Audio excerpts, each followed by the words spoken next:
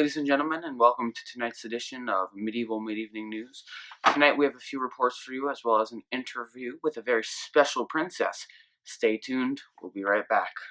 Good evening, everyone. Tonight we're going to be meeting with Empress Theodora. She is well known for her intellect, her beauty, but mostly her devotion to her husband and her country. We are going to be able to have a very once-in-a-lifetime opportunity to have an interview with her. And here she is now. Happy to see you here today. Well, my husband is busy reconquering the Roman Holy Land, so I had some time in my schedule. So, Your Majesty, let's start off where your career just entirely began. How did you meet your husband, Emperor Justinian? That's his story. I was a dancer, as you know, my troupe and I were performing. I guess maybe Justinian was tired of being cooped up in the palace all the time, so he was at the performance. I had a cellar that night, and I tripped over my silk ribbons, but there Justinian was, and he caught me. I guess you could say it was love at first sight. That must have been so romantic! Oh my gosh, but you had 2 kids by then, right? John and Theodora. Justinian adopted them as his own, even if they could never be his heirs, which caused quite the controversy. The people nearly overthrew him in the Nika revolts of 532. It's been such a scary experience, though, right? The people wanted your heads, didn't they? It's just so... Yes, they did.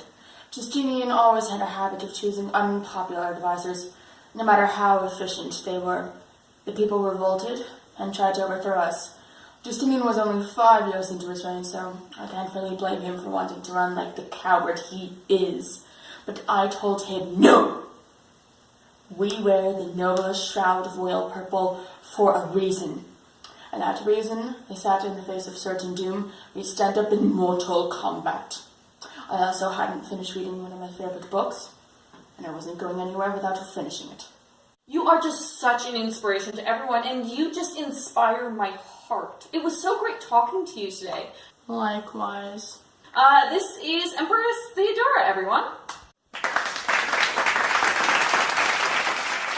And on to national news. A new social class reform has been fully established today. It's called feudalism. In feudalism, the local lords have control over the land, the serfs, basically everything. As you may suspect, a lot of people think that the feudal system isn't really fair to the serfs who have to just work for their overlords. They just live in poverty. But look at it from the perspective of the landlords.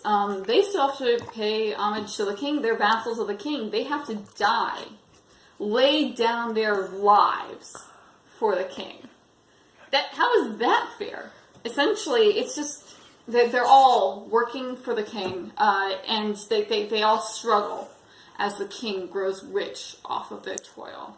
But we have accepted that not much can be done about this system unless something earth-shattering like a giant epidemic came along, but that's not going to happen. Anyway, it's basically futile to resist the feudal system. So just bow down to your all-seeing overlords. Okay, back to what matters, gossip. So get this. You know that really popular Pope dude, Pope Alexander VI? Okay, so he apparently, before he became Pope, had several mistresses. Like, dude, get a room, am I right? Now, though, 4 of his bastard children are becoming legitimized. Like, legit. They're living at the papal palace itself, and it's so not fair, and obviously the people agree, because... obviously. So yeah, the Pope is doing a lot of whacked up stuff, but nobody's going to do anything because Alexander the Pope's and his mistresses are pretty hot according to totally unrigged polls. Anywho, that's all for now. But don't go yet, we've got some kind of interesting stuff to talk about later, I guess. Longing for liver, pining for pork, dreaming of drumsticks. Well, get ready for the grand reopening of Frederick Fazbear's Feast of Banquets! Come enjoy the sounds of Barb's belting ballads of faraway lands as you dine on exquisite hogheads stuffed with apples, our newest menu addition. We've got fun suits of armor strengthened with skeleton hull first design. Nothing's getting out of here. While we have had complaints of odd odors emanating from these suits, Frederick Fazbane's Feast and Banquets has been put under new management, and I can assure you that these suits are squeaky clean. Our food is cheap, delicious, and certified plague-free. Frederick Fazbane's Feast and Banquets, where dreams really come true.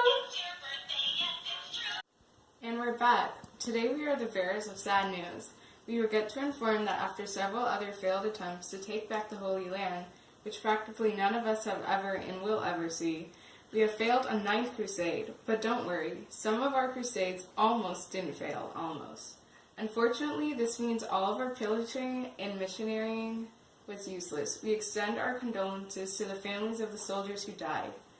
But it looks like needless wars like these will continue on for generations to come.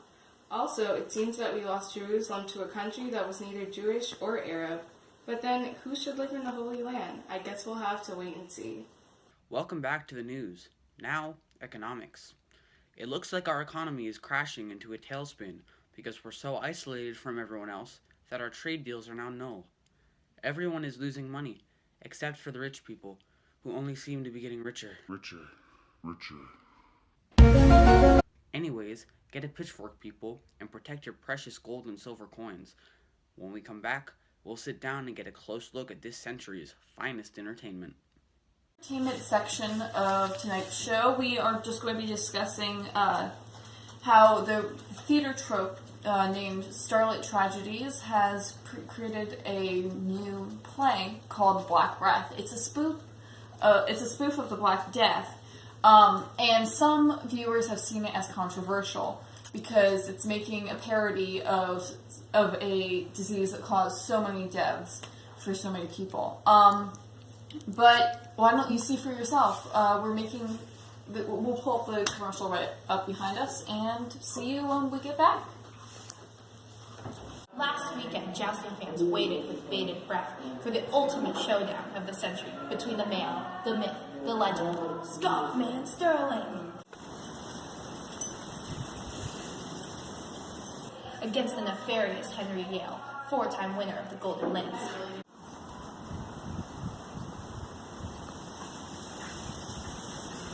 Sadly, the fight didn't go as planned, with Scotsman Sterling receiving multiple blows to the face.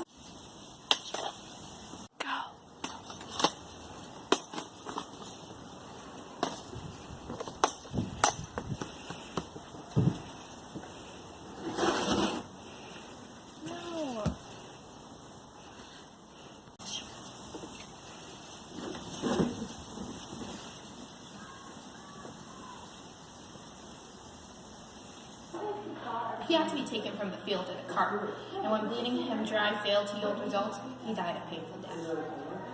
Thousands swarmed the streets in protest of their lost title, deciding that more stringent safety precautions had to be taken, with better padded lances and helmets on the contestants, as well as potentially making the lances easier to break lightning force.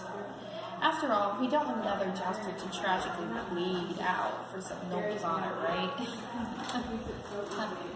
And now, the weather. It's cold and dark and gloomy. It's called the Dark Ages for a reason, people. And now, back to Ellie.